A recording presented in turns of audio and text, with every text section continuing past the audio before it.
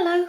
Today I'm going to show you how to create this real wood stripwood flooring and how to finish it with this weathered wood or driftwood style paint technique. Okay, let's get started. Okay, so we're going to begin by making a template for the floor area that we want to cover, and to do that I'm just using cereal packet card, and in my case it's quite simple because I've just got the square room. I haven't got any door surrounds here to think about, as obviously I'll be fitting those afterwards. But if you do have a door surround there and you've got anything jutting out into the room, then you need to cut around that in your template. So I basically just measured the area of the floor, and I've cut a piece of card that's a couple of millimetres shorter on each side, so a millimetre at either side, millimetre front and back. And by doing that it makes it easier to get it back into the room once we've fitted the stripwood flooring. I had quite a big piece of card here, but if you haven't got one piece of card that will fit and you need to use a couple of pieces, lay them side by side rather than overlapping, and then just use masking tape to join them together so that you've got a flat join. Okay, let's go back into the workshop. So this is my sheet of wood flooring, and it comes on a self-adhesive backing. They're real wood strips and they're unfinished. So some pieces are quite rough, but that's what I wanted because I'm going to be obviously applying a finish to the wood. But you can also buy these sheets pre-varnished. So if you're going for a sort of dark wood floor or something like that, or a pine, then you can buy the pre-finished sheet. Now the reason I'm splitting these and sort of refitting it is because as it lays like that, when you paint it you can't really see the gaps between the strips. And also on here, most of the strips are the length of the floor, and I want to create a floor where we've got more joins. So you have got a couple of joins in these sheets, but not many, and in a real floor you would see more joins than that. And I like it to look more random as well. So the first thing that I do is take my craft knife, and I've just put a new blade in here, and I split apart the strips. So you can just sort of curl them round a bit to make more space between each of the strips.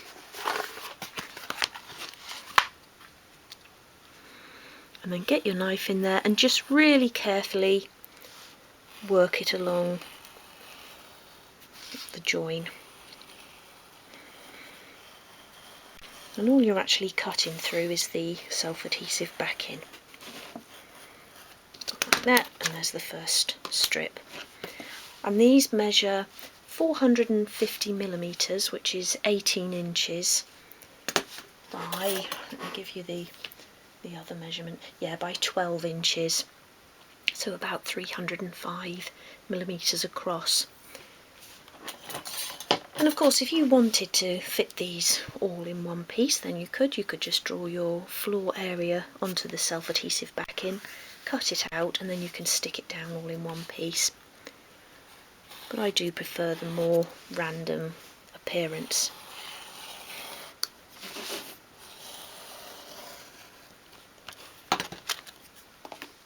And each of the strips on this particular sheet wood are 12 millimetres or half an inch wide.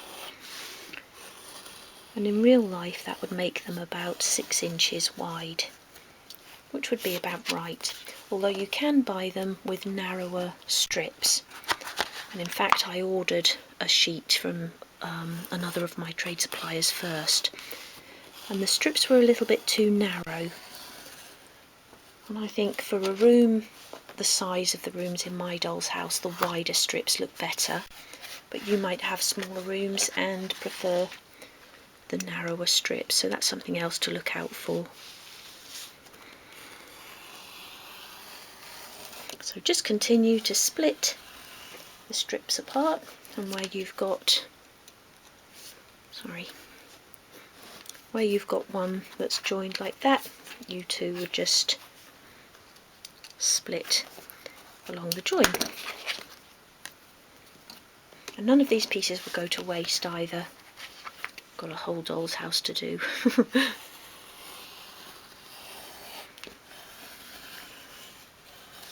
And be careful of your fingers when you're doing this as well. The knife just came a little bit close to one of mine. So always think about where your fingers are in relation to your blade. Okay, so I've separated all of my strips and I've put my template back in, and I'm going to take one of the longest strips and peel off the backing.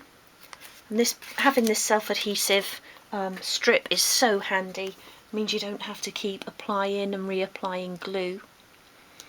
And I'm just laying it right along the edge of the template there. Make sure you're straight along the edge and it's not overhanging. You can just turn it over and double check that. Just have a look along the edge from the underside. And then bring in your craft knife and you're just trimming off the excess at that end. So make your little mark with your knife like that. And then go in and trim it off. I hope you can see me. I feel an awful long way away from the camera with this project. And then you're cutting obviously against the grain, so this is going to be more difficult, but just keep going. And then you bring that bit that you've cut off down and you make that the first piece of the next row. And I'm leaving about 1 millimetre between the pieces. So let me just bring you in to have a look at that from overhead, so you can see the sort of gap that I'm leaving there. So when it comes on the sheet, you know, they're completely sort of butted up against each other like that. So you can't really distinguish between the planks, and especially when you paint as well, because the paint's going to seep into those tiny little hairline cracks there, and you're not going to see any gap in at all. So that's why I like to do it this way. Let me pop you back down there. And then I want to take the next long strip and do the same thing again. And in fact, I'm going to cut it before I've taken the sticky strip off, so that it doesn't stick against my craft mat. And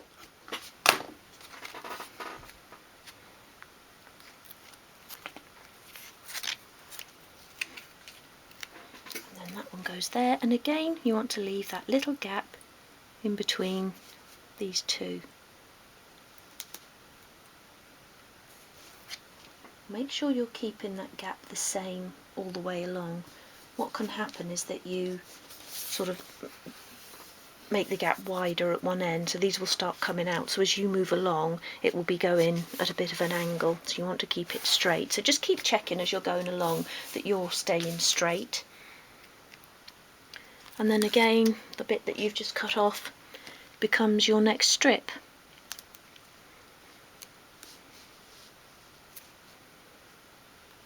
Like that.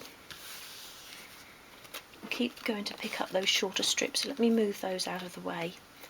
I just want to concentrate on the longer strip, so again, measure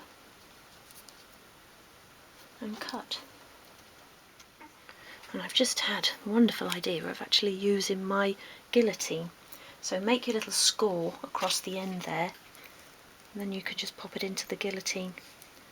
Easy. Glad I remembered that. And just keep going until your template is completely covered. And see how nice that looks now with the gap in and the split planks.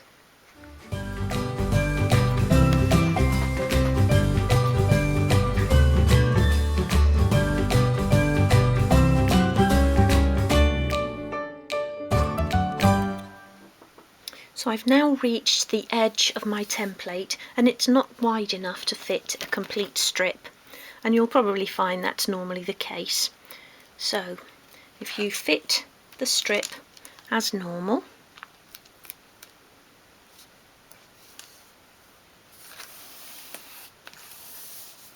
and then turn your template over, And we're just going to use the craft knife just to trim that piece off. So carefully go along the edge of your template.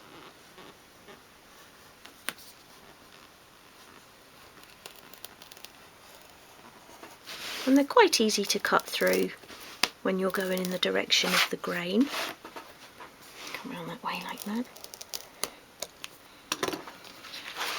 I don't think I cut all the way through, all the way up.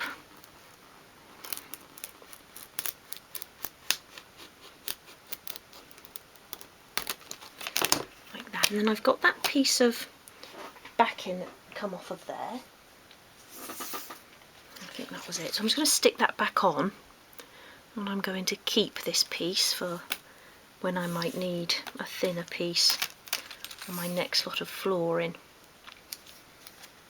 Just trying to stick that back on there without it sticking to my fingers. There, like that. So the flooring is now done, and this is what I've got left out of that sheet, and that's a nice few strips to start my next lot of flooring with. So I'll keep those somewhere safe. And now I'm going to go and try this actually into the doll's house.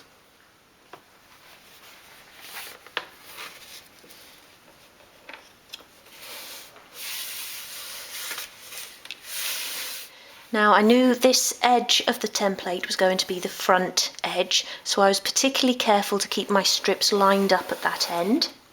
But then if I show you the other end, no, you didn't catch that there, but you can see some slithers of cardboard above some of the strips there. And I wasn't particularly bothered about that because that's not only going to be hidden at the back, but I'm also going to have a strip of skirting board that will cover that, and as well at the sides. So always make sure that you've got one really neat front edge which will be visible, and then you don't have to worry so much about the other edges because you'll have your skirting board. What I'm going to do now is sand the entire surface, and I'm using 120 grade sandpaper and sanding block, and I'm also just going to pop on my dust mask, and I've got the window open as well and the door of my craft room, as this is going to kick up quite a bit of dust.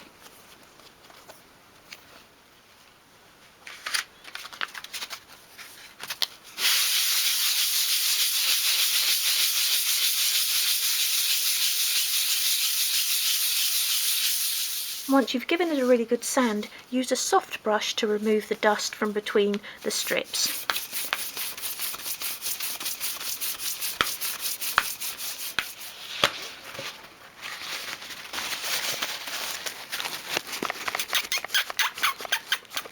Next, bring in your scribe tool, and this is one of those little details that I really love, and we're going to create nail holes in each end of each strip. And just in the corner.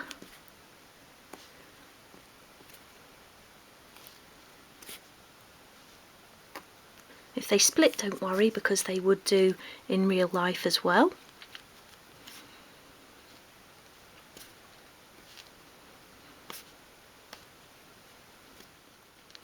And you might think this is rather time consuming, but it's one of those little details that people are really going to notice and appreciate.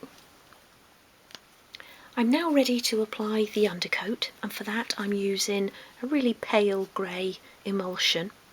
And I've got a sort of medium brush here. I don't want too large a brush because I want to be able to work the paint in between the cracks so that I haven't got any of the natural wood showing once I've finished.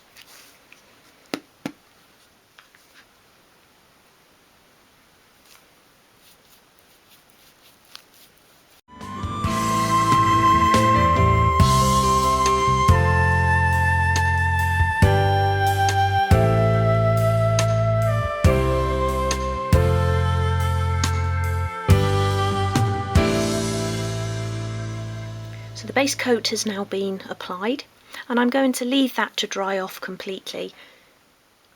The first coat of paint has now completely dried. I left this drying overnight. So I'm now going to sand again using the sandpaper and sanding block.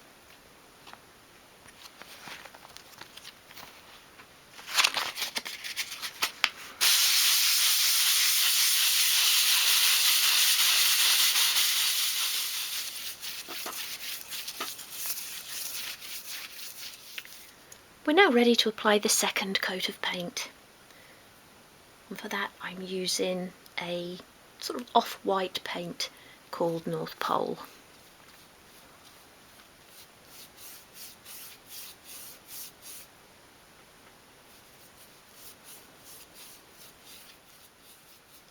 So that's the top coat now applied, and once again I'm going to leave this to dry off completely, and once it's done so I shall be sanding back almost to the bare wood underneath, and that will give me that sort of driftwood finish that I'm looking for the study. Once again I left this piece to dry overnight, so I'm going to begin by using my 120 grade sandpaper around the sanding block just to take the top layer of paint off. And then I'm going to use some wet and dry paper.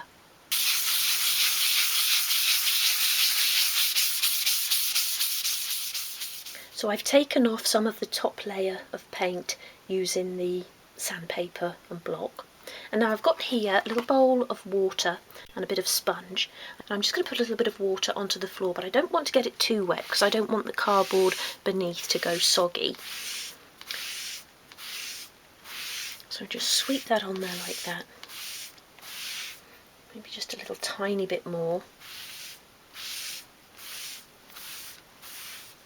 And I've got an 800 grade wet and dry paper here, and again I'm going to wrap that around the block.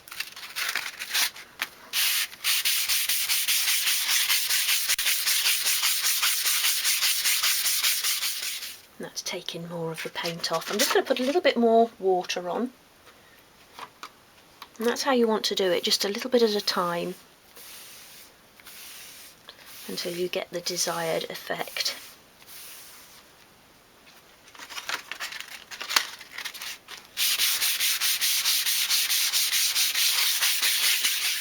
So I've been working on this now with the wet and dry sandpaper probably for a good quarter of an hour, and this section here is how I want the whole sheet to end up. I'm not sure if you can see too much difference on camera, but you'll see there's still a bit of paint on this section, and once we apply a coat of clear varnish over this, that's going to stand out really lovely. And I also think it works better if you just use the wet and dry in your hand. Having it wrapped around the block like that, I wasn't able to control it as much as I wanted to, and with this you can really get into the areas where there's sort of a bit of paint left.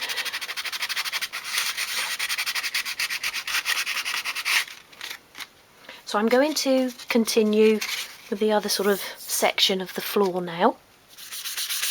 And have a bit of kitchen towel handy as well, and then when you've done a small section you can wipe it off like that, and that will get rid of the water but also allow you to see better what you've actually done and where you've been.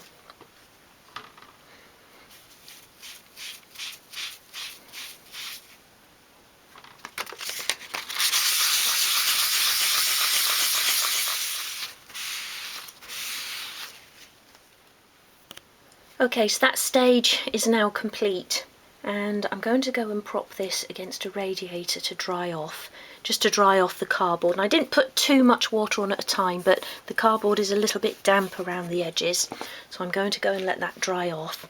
And in a couple of areas I sanded a little too vigorously and I was completely back to the bare wood, so I just got my original paint and I just brushed a bit on and then wiped it straight off with a piece of kitchen towel, just to touch in the areas where I'd gone a little bit too mad with the sanding paper, and that then has given me this nice even finish.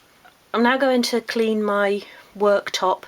This is a very messy job, and if you live in a lovely warm climate I would advise doing this outside if you can, and the sanding as well, so the whole process really. So once I've cleaned up this area I'm going to go and have some lunch. And then when we come back I'm going to touch in some of the little nail holes that I made at the start of the process. And then I'm going to apply a coat of clear varnish. And on the top now this is almost completely dry. It's just that cardboard that I want to dry out against the radiator. And I'm going to use Rustin's Quick Dry Varnish, which is touch dry in 30 minutes, and it's a clear satin.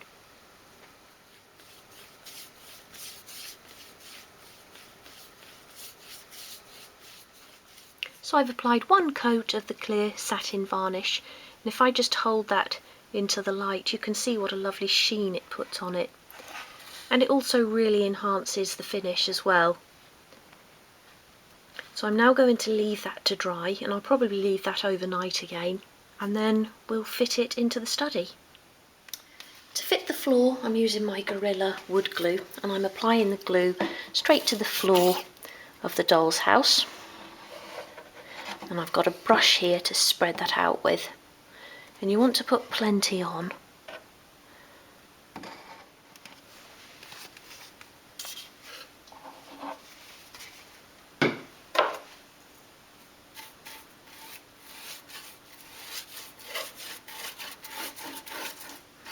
When you spread that, make sure you're getting it right along the edges of the room.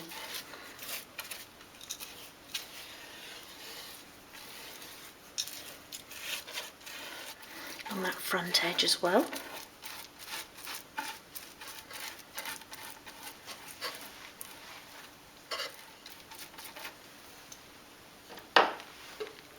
Then bring in your flooring and make sure that you've got the neatest edge along the front.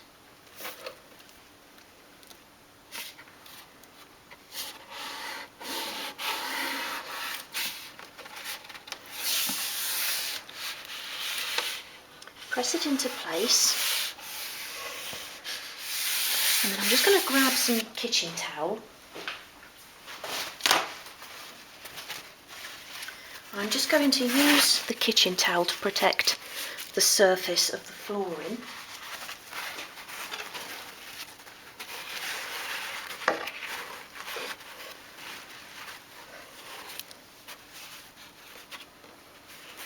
Like that, and then I'm going to use some tins to weigh the whole thing down. So raid your food cupboard and pick some nice heavy tins. I just want to slot those along the edges. And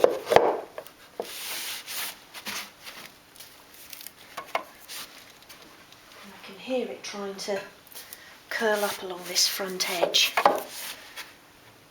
A really heavy one in there. I've got this jar as well, beetroot. You can honestly use tins and jars of your choice.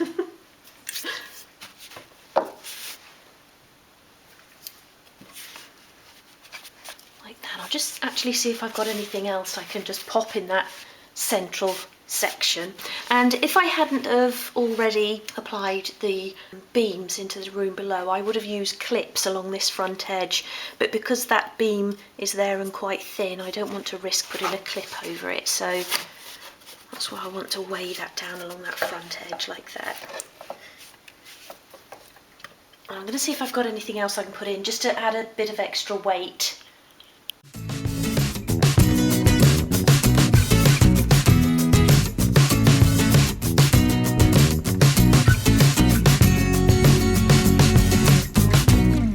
Right, I think that should do it, and I'm going to leave that now for as long as I can to dry. May even leave that until tomorrow morning, unless I need any of these things for this evening's dinner. And there is the completed floor. And I'm really pleased with how this turned out. I really love this effect. And I want the study to be a lovely light and airy room, and this floor really is perfect for it. And because my main colour is going to be blue, that's really going to stand out in here. Now, I really hope you've enjoyed this project and that this will be useful to you, even if you're not going to be creating this same sort of weathered effect on your floor. I hope that the actual technique of laying the strips in this way is useful to you and something that you'll use in your own doll's house or room box even. And for now, thank you for watching, and I'll see you again soon.